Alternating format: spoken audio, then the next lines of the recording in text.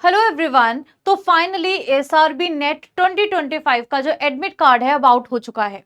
जैसा कि आप सबको पता है, पहले ये जो एग्जामिनेशन है ये सितंबर मंथ में होना था, लेकिन फ्लड्स के चलते और कुछ कंडीशंस के चलते इस एग्जाम को पोस्टपोन कर दिया गया था। अब फाइनली जैसा कि आप सबको पता है, एसआरबी ने एक नोटिफिकेशन दिया था जिसके अकॉर्डिंग उन्होंने कहा था 24 अक्टूबर को ये नोटिफिकेशन आया था कि जो एग्जाम डेट है उसके लिए जो एडमिट कार्ड है वो 4 तारीख को रिलीज कर दिया जाएगा। तो आज यानी कि 4 नवंबर को जो एग्जाम का एडमिट कार्ड है उसे रिलीज कर दिया गया है। अब एग्जाम का एडमिट कार्ड तो रिलीज हो गया है, लेकिन कैसे आपको अपना एडमिट कार्ड डाउनलोड करना है, क्या क्या चीजें हैं जो आपको एग्जामिनेशन हॉल में लेके जाने हैं, और सबसे इंपॉर्टेंट चीज क्या क्या चीजें जो एग्जामिनेशन हॉल में इस बार अलाउड नहीं है, इन सारी बातों के बारे में अब हम बात करेंगे। तो सबसे पहले तो अगर आपको अपना एडमिट कार्ड डाउनलोड करना है तो आप जाएंगे एसआरबी की साइट पे, यानी कि एग्रीकल्चर साइंटिस्ट रिक्रूटमेंट बोर्ड की साइट पे। वहां पे जाने के बाद में आपको कुछ इस तरह से एक नोटिफिकेशन दिखेगा जहां पे लिखा होगा admission certificate for combined computer based net ARS SMS and ST examination 2025। इसमें जब आप क्लिक करेंगे तो आपको कुछ इस तरह से जो रजिस्ट्रेशन नंबर है और डेट ऑफ बर्थ है उसे यहाँ पे एंटर करना पड़ेगा। जब आप इसको एंटर कर लोगे तो आपके पास में एक पूरा का पूरा एडमिट कार्ड खुल जाएगा। अब उस एडमिट कार्ड में आपका जो एग्जाम का सेंटर है उसे ध्यान से देख लीजिएगा, और जो एग्जाम की डेट है उसे बहुत ध्यान से देख लीजिएगा, और एग्जाम का टाइम इसे भी अच्छे से देख लीजिएगा, क्योंकि एग्जामिनेशन सेंटर में एग्जामिनेशन से पहले 1 घंटा पहले आपको पहुंचना होता है।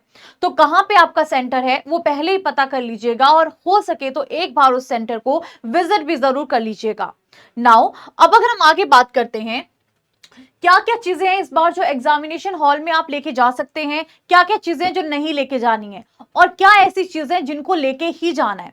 तो सबसे पहले अगर हम बात करते हैं, यहाँ पे आपको जो प्रिंट आउट है एप्लीकेशन का आपका वो जरूर लेके जाना है। क्लियरली यहाँ पे दिया है कि जो एडमिशन सर्टिफिकेट है उसका जो प्रिंट आउट है वो तो आपको लेके ही जाना है, साथ में जो आपकी ओरिजिनल आइडेंटिटी कार्ड है उसे भी आपको लेके जाना है। अगर आप उसको नहीं लेके जाते हो तो एग्जामिनेशन हॉल में आपको एंट्री नहीं मिलेगी। अगर आपने अपना वहां पे एडमिशन कार्ड में देखिएगा, अगर आधार कार्ड मेंशन किया है तो एग्जामिनेशन हॉल में आपको आधार कार्ड ही लेके जाना है, राइट। अगर आपने कोई वोटर का आईडी कार्ड वहां पे मेंशन किया है तो वोटर आईडी कार्ड लेके जाइएगा। कोई और आइडेंटिटी प्रूफ लगाया है तो उसे ओरिजिनल जो आपकी आईडी है उसे जरूर लेके जाइएगा। तो आपके लिए मैं साथ साथ में कुछ पॉइंट्स यहाँ पे लिख देती हूँ कि आपको वहां पे जो अपना एडमिशन का सर्टिफिकेट है तो आपको वहां पे एक तो अपना जो एडमिट कार्ड है इसे लेके जाना है, एक जो आपकी ओरिजिनल आईडी है इसे आप जरूर लेके जाइएगा, इसके बिना वो आपको अंदर नहीं आने देंगे।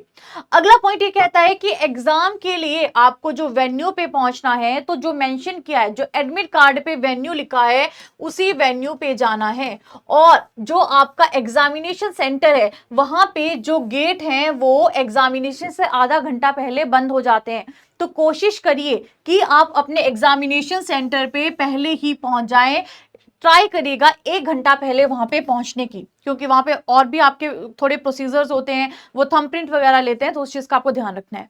ठीक है। दूसरा, अब आपको साथ में लेके जाना है एक पासपोर्ट साइज फोटोग्राफ। कितने?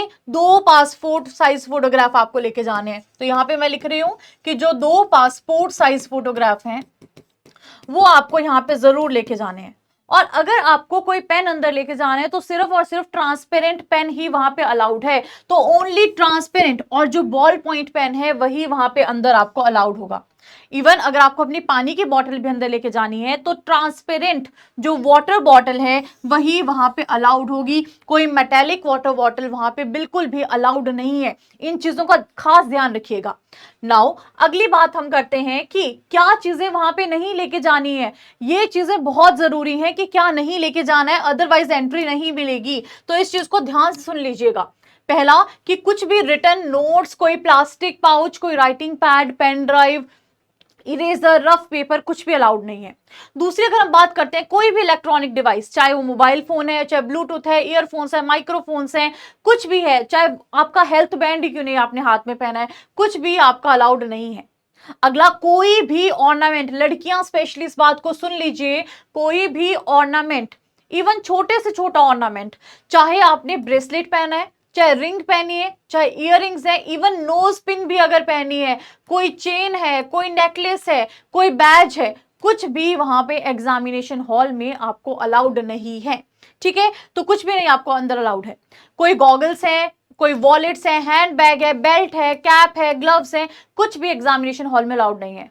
कुछ खाने की आइटम्स कुछ नहीं लेके जा सकते हो। इसके अलावा कुछ भी अगर आप वायरलेस कोई भी स्पाई कैमरा वगैरह लेके जाते हो तो डेफिनेटली आपके ऊपर एक्शन तो होगा ही होगा। अगली बात करते हैं कि कोई भी जो कैंडिडेट है फेयरली अपने पेपर को वहां पे कंडक्ट करेंगे, कोई किसी से बात नहीं करेगा, कोई किसी से पूछेगा नहीं। और आपको पता है आईबीपीएस में वैसे भी फेयर प्रैक्टिस से ही हमेशा एग्जाम होता रहा है। नेक्स्ट बात करते हैं कि कोई बायो ब्रेक भी आपको अलाउड नहीं है, राइट। तो बायो ब्रेक भी आपको नहीं मिलेगा। एक बार सीट पे बैठ गए तो पेपर खत्म करने के बाद ही उठ सकते हो वहां से, अदरवाइज वो आपको पेपर के बीच में कहीं भी नहीं जाने देंगे। इस बात का खास ध्यान रखिएगा। नेक्स्ट बात करते हैं कि कोई भी कैंडिडेट जो एग्जामिनेशन हॉल है उसे बीच में नहीं छोड़ सकता है। जब तक सबका कंप्लीट नहीं हो जाता है एक साथ ही सबको बाहर भेजा जाता है, तो इस चीज का बिल्कुल ध्यान रखेंगे। और वहां पे जो शोर वगैरह है वो तो डेफिनेटली एग्जाम है तो होता ही नहीं है। अगली बात करते हैं कि कैंडिडेट को जितनी भी इंस्ट्रक्शंस दी गई हैं इन सबको फॉलो करना है। इसमें से कोई भी इंस्ट्रक्शन को अगर फॉलो नहीं करते हो तो डेफिनेटली आपका उसी टाइम आपको एग्जाम नहीं देने दिया जाएगा। और अगर आप कोई भी अनफेयर प्रैक्टिस करते हो तो आपके खिलाफ जो स्ट्रिक्ट एक्शन है वो लिया जा सकता है। नेक्स्ट हम बात करते हैं कि कोई भी सेंटर किसी का चेंज नहीं होगा। अगर आपको साइंटिफिक कैलकुलेटर्स की जरूरत है तो वहीं पे अवेलेबल होते हैं, आपको अपना कैलकुलेटर नहीं लाना है। रफ वर्क के लिए भी इवन आपको A4 साइज का जो पेपर है वो वहां पे प्रोवाइड किया जाएगा और उसी को आपको वापस भी करना होता है। ऐसा नहीं पेपर गए और पेपर को लेके गए और अपने साथ वापस ले आए, नहीं, उस पेपर को आपको वापस करना पड़ता है अपने इन्विजिलेटर्स को। ठीक है, अगर आप कुछ भी वहां पे बात करते हो, डिस्टर्ब करते हो, किसी और के बदले टेस्ट दे रहे हो, किसी से बात कर रहे हो, कंप्यूटर के साथ कोई प्रॉब्लम कॉज कर रहे हो, या कोई भी प्रोहिबिटेड आइटम अगर आपके पास में है तो आपको यहाँ पे एग्जाम देने नहीं दिया जाएगा। नेक्स्ट बात करते हैं कि अब आपको थोड़ा सा एग्जाम पैटर्न के बारे में इन्होंने बता दिया है कि देखो 150 जो एमसीक्यूज हैं वो आपको यहाँ पे क्वेश्चन में देखने को मिलेंगे। 4 ऑप्शंस होंगे और अगर आप गलत करते हो कोई भी आंसर तो उसकी जो नेगेटिव मार्किंग है 0.33 1/3 मार्क्स की जो नेगेटिव मार्किंग है आपको देखने को मिलेगी।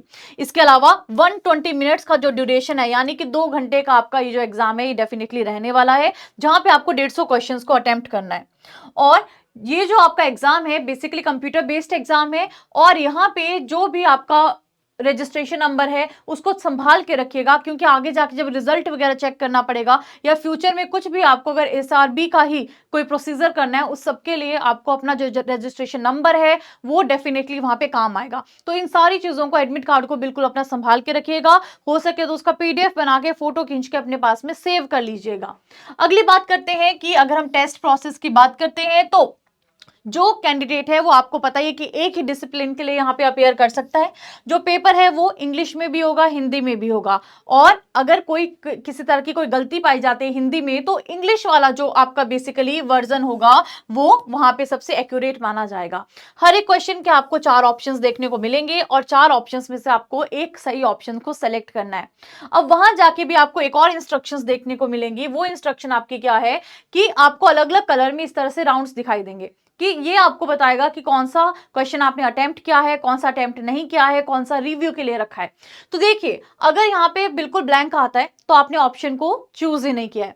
अगर यहाँ पे आपने ऑप्शन को चूज कर लिया है तो यहाँ पे जो करेक्ट ऑप्शन है वो आपको ब्लू दिखाई देगा इस तरह से डॉट में। अगर आपने क्वेश्चन नंबर कोई ऐसा है जो आपने बेसिकली अटेम्प्ट नहीं किया है वो आपको नंबर के साथ में ब्लू बॉक्स में दिखाई देगा। अगर कोई क्वेश्चन ऐसा है जहां पे आपको ग्रीन कलर दिखाई दे रहा है नंबर के साथ में तो मतलब कि आपने उसका आंसर कर दिया है। अगर आपने अभी तक आंसर नहीं किया है लेकिन रिव्यू के लिए रखा है तो ये आपको इस तरह से रेड दिखाई देगा। और अगर आपने आंसर कर दिया है और सोचा है कि बाद में आके चेक करूंगा तो आपका यहाँ पे येलो कलर में इस तरह से आपको क्वेश्चन नंबर दिखाई देगा। और हाँ, अगर आपने कोई क्वेश्चन मार्क करके रख दिया है और रखा है कि मैं रिव्यू बाद में करूंगा तो ध्यान रखिएगा उसको रिव्यू कर लीजिएगा। अगर आप उसको रिव्यू नहीं करेंगे तो जो भी आंसर आपने मार्क किया है वो फाइनल आंसर वहां पे माना जाएगा, राइट।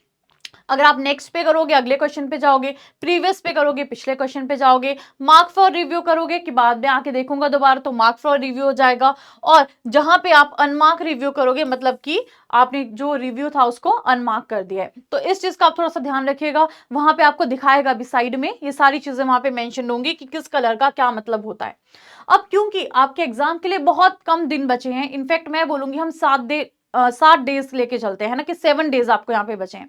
इन 7 दिनों में क्या करना है, सिर्फ और सिर्फ फाइनल रिविजन्स करिए, सिर्फ और सिर्फ फैक्ट्स को पढ़िए, सिर्फ और सिर्फ टेबल्स को पढ़िए, सिर्फ और सिर्फ जो आपके शॉर्ट नोट्स हैं उनको पढ़िए, सिर्फ और सिर्फ वन लाइनर्स को पढ़िए, और जो आपने प्रीवियस ईयर के क्वेश्चंस को सॉल्व करके रखा है उसके वन लाइनर्स करिए, या प्रीवियस ईयर के जो क्वेश्चंस हैं उनको सॉल्व करिए।